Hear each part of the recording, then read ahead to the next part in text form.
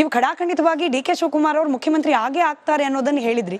November 15ರ ನಂತರದಲ್ಲಿ ಸಿದ್ದರಾಮಯ್ಯನವರ ರಾಜಕೀಯ ಬದುಕಿನಲ್ಲಿ ಹಂತ ಹಂತವಾಗಿ ಬದಲಾವಣೆಗಳಾಗೋ ಸಾಧ್ಯತೆ ಇದೆ ಅಂತ ಕೂಡ ಹೇಳಿದ್ರಿ. ಬಟ್ ಅದು ಇನ್ನ ಸ್ಲೋ ಆಗ್ತಾ ಇದೆಯಾ ಅಂತ ಹೇಳಿ, ಬದಲಾವಣೆ ಆಗುತ್ತಾ ನಿಜಕ್ಕೂ ಕೂಡ? ನನಗೆ ಸ್ಲೋ ಟ್ರ್ಯಾಕು ಫಾಸ್ಟ್ ಟ್ರ್ಯಾಕು ನಂಗೆ ಗೊತ್ತಿಲ್ಲ. ನನಗೆ ಅಥವಾ ನಾನೇನು ಒಂದೇ ಭಾರತ ಅಲ್ಲ, ಇಷ್ಟು ಮಾತ್ರ ಹೇಳಬಲ್ಲೆ. ನಾನು ಆ ಸಬ್ಜೆಕ್ಟ್ನ ಅವನು ಮುಖ್ಯಮಂತ್ರಿ ಆಗುವವರೆಗೂ ನಾನು ಮಾತಾಡಬಾರ್ದು ಅಂತ ತೀರ್ಮಾನ ಮಾಡಿದ್ದೀನಿ. ಈಗಾಗಲೇ ಮತ್ತೊಮ್ಮೆ ನಿಮ್ಮ ಚಾನಲ್ ಹೇಳ್ತಾ ಇದ್ದೀನಿ, ಇವತ್ತೆಲ್ಲ ನಾಳೆ ಆಗೇ ಆಗ್ತಾನೆ. ಆ ಸಂದರ್ಭ ಬಂದೇ ಬರುತ್ತೆ. ಶನಿ 11ನೇ ಮನೆಗೆ ಹೋಗೇ ಹೋಗ್ತಾನೆ 29ನೇ ಮಾರ್ಚು. ಅದಕ್ಕೆ ಹಿಂದೆಯೋ ಮುಂದೆಯೋ ಪರಮಾತ್ಮ ತಂದು ಕೂರಿಸ್ತಾನೆ ಅಂತ ನಾನು ನಿಮ್ಗೆ ಹೇಳಬಲ್ಲೆ ಅಷ್ಟೇ.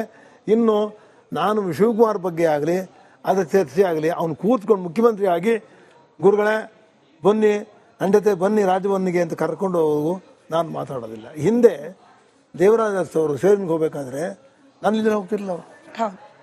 ಆಮೇಲೆ ಮೊದಲು ಸೇರಿನಾಗಿ ವಿಧಾನಸಭೆ ಬರೋರು, ಮುಖ್ಯಮಂತ್ರಿ ಕೂರ್ತಿಲ್ಲಿ ಕೂತ್ಕೊಳ್ಳೋರು. ನನಗೆ ಹೇಳೋರು ಇದು ಖಾಸಾ ವಿಷಯ ಆದರೂ ಹೇಳ್ತೀನಿ, ಒಂದು ಸೀಟ್ ಬಿಟ್ಬಿಡ ಅನ್ನೋರು. ಬಿಟ್ಬಿಡೋದೇ ಕೂತ್ಕೋ ಅಂತ. ನಾನು ಕೂತ್ಕೋತಿರ್ಲಿಲ್ಲ. ನಾನೇನು ಗಾಯತ್ರಿ ಮಂತ್ರ ಸುಮ್ಮನೆ ಅಂದ್ಬಿಟ್ಟು ಆಚೆ ಬರೋದು ಅವ್ರಿಗೆ. ಹಾಗೆ ನೋಡ್ದವ್ ನಾನು ಧರ್ಮಸಿಂಗ್ ಅವ್ರನ್ನ ಬಿಟ್ಟು ಹೋಗಲೇ ಇಲ್ಲ. ವಿಲಾಸರಾವ್ ದೇಶಮುಖು ಸೇರಿನೇ ಆಗಲ್ಲ ಅಂತ ಮನೆಗೆ ಬಂದು ಹೇಳ್ಬಿಟ್ಟು ಹೋದ್ರು. ನಾನೀಗ ಕಾಯ್ತಾ ಇದ್ದೇನೆ ಅಷ್ಟೇ. ನಿಮ್ಮಂಗೆ ಕಾದಿರುಳು ಶಬರಿ ರಾಮನ ದರ್ಶನಕ್ಕೆ ಅಂತ ಹೇಳಿ ನಮ್ಮ ಶಿವಕುಮಾರು ಮುಖ್ಯಮಂತ್ರಿ ಆಗಬೇಕು ಅಂತ ಕಾಯ್ತಾ ಇದ್ದೀನಿ. ಆ ಸಂದರ್ಭ ಬರಲಿ. ಒಂದು ಪಕ್ಷ ಅವನನ್ನು ಬಂದು ರಾಜಭವನ ಕರ್ಕೊಂಡೋಗಿದ್ರು ಪರವಾಗಿಲ್ಲ, ನಿಮ್ಮ ಚಾನಲ್ಲೇ ನೋಡ್ತೀನಿ. ಅವನಾಗಬೇಕು, ನಾ ಹೇಳಿ ಸತ್ಯ ಆಗಬೇಕು. ಆದರೆ ಜನಗಳಿಗೆ ಒಂದು ಕೆಟ್ಟ ಅವನ ಭಾವನೆ ಇದೆ. ಆ ಭಾವನೆ ಒಳ್ಳೆಯದಲ್ಲ. ವಿಶಾಲ ಹೃದಯವಂತ, ಒಳ್ಳೆ ವಿಷನ್ ಇರತಕ್ಕಂಥವನು, ಕೊಟ್ಟರೆ ಕೆಲಸ ಮಾಡ್ತಕ್ಕಂಥವನು, ರಾಜ್ಯಕ್ಕೆ ಪ್ರಗತಿ ಮಾಡೇ ಮಾಡ್ತಾನೆ ಅಂತ ಖಂಡಿತವಾಗಿ ಹೇಳಬಲ್ಲೆ. ಎಲ್ಲರೂ ಆಗಿದ್ದಾರೆ, ಅವನೇ ಯಾಕಮ್ಮ ಆಗಬಾರ್ದು? ಎಲ್ಲರೂ ಆಗಿದಾರಲ್ವ, ಆಗಲಿ ಅವನು ಬರಲಿ. ನೀವೇ ಹೇಳ್ದ ಹಾಗೆ ಕೆಟ್ಟ ಭಾವನೆ ಜನರಲ್ಲಿ ಮೂಡ್ಲಿಕ್ಕೆ ಅನೇಕ ಕಾರಣಗಳು ಹಾಗೆ ಆಗ್ತಿದ್ಯಾ ಅಂತ ಹೇಳಿ ಕಾಕತಾಳೀಯವಾಗಿ ಮುನಿರತ್ನ ಅವ್ರ ಮೂಲೆ ಮೊಟ್ಟೆ ಎಸಿತಾರೆ, ಅದಕ್ಕೆ ಡಿ ಕೆ ಶಿವಕುಮಾರ್ ಕಾರಣ ಅಂತಾರೆ. ಸಿ.ಟಿ. ರವಿ ಅವರನ್ನ ಪೊಲೀಸರು ಬಂಧಿಸ್ತಾರೆ, ರಾತ್ರಿ ಎಲ್ಲ ಅಲ್ದಾಡಿಸ್ತಾರೆ, ಅದಕ್ಕೂ ಡಿ ಕೆ ಶಿವಕುಮಾರ್ ಕಾರಣ ಅಂತಾರೆ. ಅಂದ್ರೆ ಅನಿಷ್ಟಕ್ಕೆಲ್ಲ ಶನೇಶ್ವರ ಕಾರಣ ಅನ್ನೋ ರೀತಿಯಲ್ಲಿ ವಿರೋಧ ಪಕ್ಷದಲ್ಲಿ ಯಾರಿಗೆ ಏನೇ ಆದ್ರೂ ಕೂಡ ಡಿ ಕೆ ಶಿವಕುಮಾರ್ ಕಾರಣ ಅಂತಿದ್ದಾರೆ. ಇದು ಯಾಕೆ? ಅದಲ್ಲಮ್ಮ, ಡಿ ಕೆ ಶಿವಕುಮಾರ್ ಬರದೇ ಇರಲಿ ಅಂತವೆಲ್ಲ ಮಾಡ್ತಕ್ಕಂಥ ತಂತ್ರಗಳು. ಅವರಿಗೆ ಸಿಕ್ಕೋದು ವಿಳಂಬ ಆಗಲಿ, ಅವ್ರನ್ನ ಏನಾದ್ರು ಗುರುತಿಟ್ಕೊಂಡು ಸರಿ ಮಾಡಿದ್ರು ತಪ್ಪು ಅಂತ ಹೇಳ್ಬಿಡೋಣ ಅದನ್ನ ಅಂತೇಳಿ. ನಿಮ್ಮ ಮನೋಭಾವನೆ ಆಗಿರೋ ಕೆಟ್ಟ ಅಂತ ಅಂದ್ಕೊಂಡ್ರೆ, ಅಮ್ಮ ನೀವು ನಿಮ್ಮ ಮನೆಗೆ ಒಬ್ಬ ಬರ್ತಾನೆ, ನಾನು ನಿಮ್ಮ ಮನೆಗೆ ಬರ್ತಾ ಇರ್ತೀನಿ, ನೀವು ಚೆನ್ನಾಗಿದ್ದೀರಿ, ನನಗೆ ನಮ್ಮ ಮಗಳನ್ನ ಭಾವನೆ, ನೀವು ನಿಮ್ಮ ಮನೆಗೆ ಬರ್ತೀನಿ. ಯಾರೋ ಒಬ್ಬ ಹೇಳ್ತಾರೆ, ನಿಮ್ಗೆ ದಿನ ಹೇಳ್ತಾ ಇರ್ತಾರೆ, ಇಲ್ಲ ಗುರುಜಿ ಕೆಟ್ಟವರು ಅಂತ. ಒಂದ್ಸಲ ನಿಮ್ಮ ಮನಸ್ಸು ಪರಿವರ್ತನೆ ಆಗುತ್ತೆ. ಇದೆಯೋ ಇದು ನಮ್ಮ ಗುರು ಕೆಟ್ಟವರಿರ್ಬೋದು, ನಿಮಗೂ ಬರುತ್ತೆ.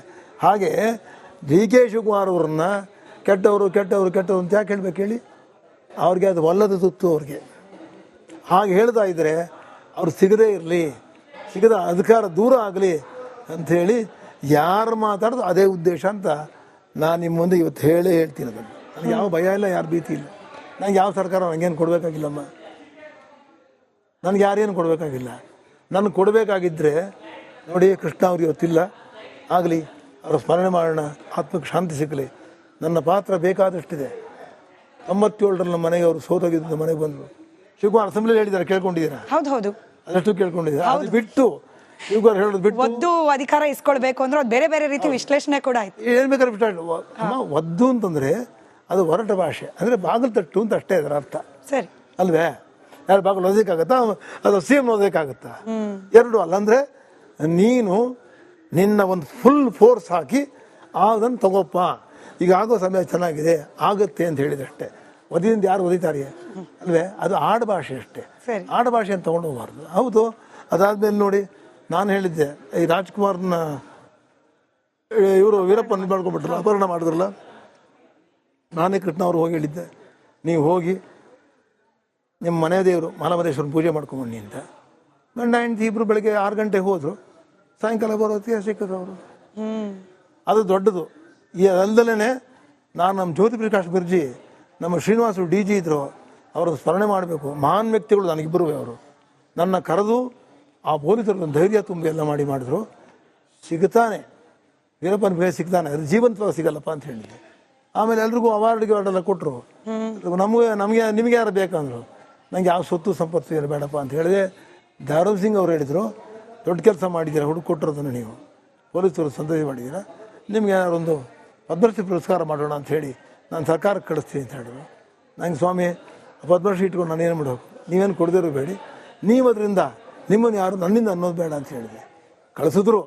ಯಡಿಯೂರಪ್ಪನ ಸರ್ಕಾರ ಇತ್ತು, ಅದನ್ನು ಮಗಚಾಕ್ಬಿಟ್ರು. ಅದು ಆಯಿತು. ನಾನೇ ಅದಕ್ಕೆ ಆಸೆ ಪಟ್ಟಿಲ್ಲ. ನನಗೆ ಸಾಕಷ್ಟು ಮರ್ಯಾದೆ ಇದೆಯಮ್ಮ, ಅಪಾರ ಜನಸಂಪಾದನೆ ಮಾಡಿದ್ದೀನಿ, ಅವ್ರ ಪ್ರೀತಿ ಇದೆ. ಆ ಪ್ರೀತಿನೇ ನನಗೆ ನೂರಾರು ಪದ ಪ್ರಶಸ್ತಿ ಕೊಟ್ಟಂಗೆ ನಾನು ಅಷ್ಟು ಬೆಳಕಿಗೆ ಬಂದುಬಿಟ್ಟಿದ್ದೀನಿ. ಯಾಕೆ ನಿಮ್ಗೆ ಹೇಳಿದೆ ಅಂತಂದರೆ ಇದು ನೋಡಿ, ಅದಾಯ್ತಾ, ಜನವರಿ 1ನೇ ತಾರೀಕು 2004ನೇ ಇಸ್ವಿ ತಿರುಪತಿಲಿ ನಾನು ಶಿವಕುಮಾರ್ ಇದ್ವಿ. ಅಲ್ಲಿಂದ ಫೋನ್ ಮಾಡಿ ಹೇಳಿದೆ, ಎಲೆಕ್ಷನ್ಗೆ ಹೋಗಬೇಡಿ ಕೃಷ್ಣ ಅವರೇ, ಈಗ ಆಗಲ್ಲ, ಬೇಡ, ಅದು ಸೋತೋಗ್ಬಿಡ್ತೀರಾ ಅಂತ ಹೇಳಿದೆ. ಸೆಪ್ಟೆಂಬರ್ ತನಕ ಟರ್ಮ್ ಇತ್ತು. ಹೌದು, ಅರ್ಲಿ ಎಲೆಕ್ಷನ್ ಹೋದ್ರು. ಯಾಕೆ ಹೋಗ್ಬೇಕಾಗಿತ್ತು? ನನ್ನ ಕೈಯಲ್ಲಿ ಆಗಿದ್ದು ಸಹಾಯ ಎಲ್ಲ ಮಾಡಿದ್ದೀನಿ. ಅಧ್ಯಕ್ಷ ಮಾಡಿದ್ದೀನಿ, ಅವ್ರನ್ನ MP ಮಾಡೋಕ್ಕೆ MP ರಾಜ್ಯಸಭೆಗೆ ಬರ್ಬೇಕಾರೆ ನಮ್ಮಲ್ಲೇ ಕೂತ್ಕೊಂಡು ನಾವೇ ಪ್ಲ್ಯಾನ್ ಮಾಡಿದ್ದೀನಿ,